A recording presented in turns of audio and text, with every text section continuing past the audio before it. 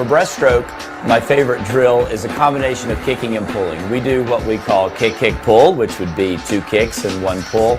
And the key element here is that everything happens on the surface. The swimmer's in a streamlined, fundamental position of breaststroke. They take a kick to get the feel of moving straight forward off the kick.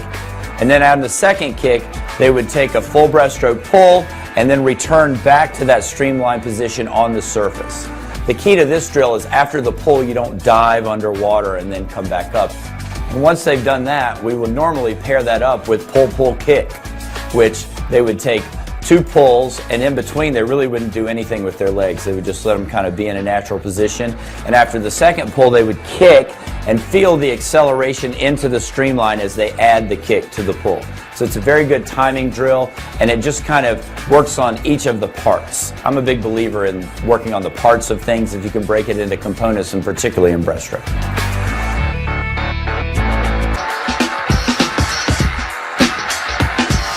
For butterfly, I really like a drill that we do called 2-2-2, which is simply 2 right arm strokes, 2 left arm strokes, and 2 full strokes. And we tend to have them breathe on the full strokes only so that it doesn't upset their rhythm when they're breathing on the single strokes.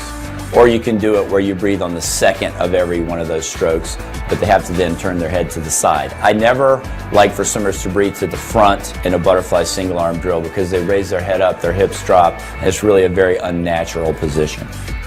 But 2-2-2 butterfly is definitely a thing you could do for a longer period of time than regular butterfly stroke, and it helps you figure out the rhythm of your normal stroke.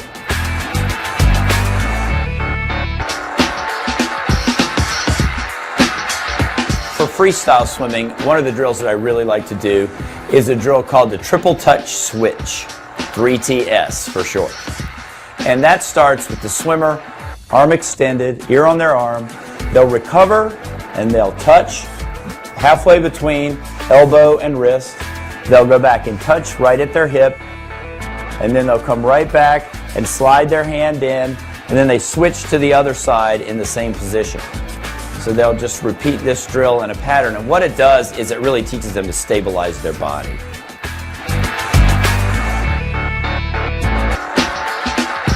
We tend to use fins quite a bit, and it's a mix of things that we do. Almost always there's a technical component. It's a very versatile piece of equipment. We may be using fins while they're just normally swimming, so they can be more closer to a race speed, also a race tempo. We would use them for kicking alone, and we would also use it for just regular kicking sets on the board. I also like to use paddles and fins. It's a good combination. So they get a little bit more speed, but the resistance of the paddles, and they can learn some things about their strokes.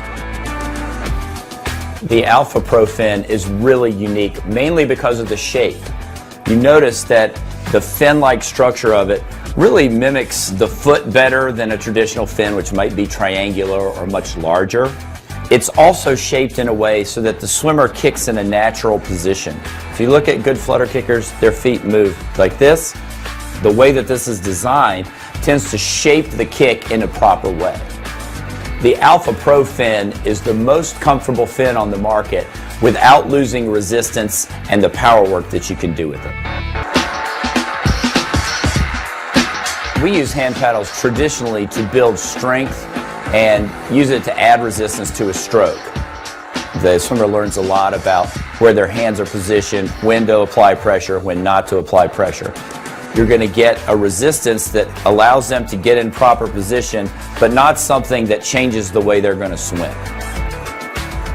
The way it's designed, it forces the swimmers to push down on their fingertips and get in a proper pulling position in the front part of the stroke. One way that we've used this is using what we call reverse paddle. We'll have the swimmers actually swim like this, and what it tends to do is really emphasize the forearm, and particularly for sprint swimmers, it opens up the recovery and then have a quicker catch, which is what we're trying to get with our sprinters. The MP Strength paddle are unique in that they really have been designed to mimic the shape of the human hand. You can see the bones, so to speak, of the paddle, and also there's a raised portion here which gives you a much more natural pulling pattern. One of the great ways to learn a technique is to add resistance to emotion. And these paddles are ideal for that. We use snorkels for a variety of things. I've recently gotten into using snorkels quite a bit when they're kicking because that allows their head, neck, and spine to be in a more natural swimming position. We'll use it with arms by their sides so they could do rotational kicking.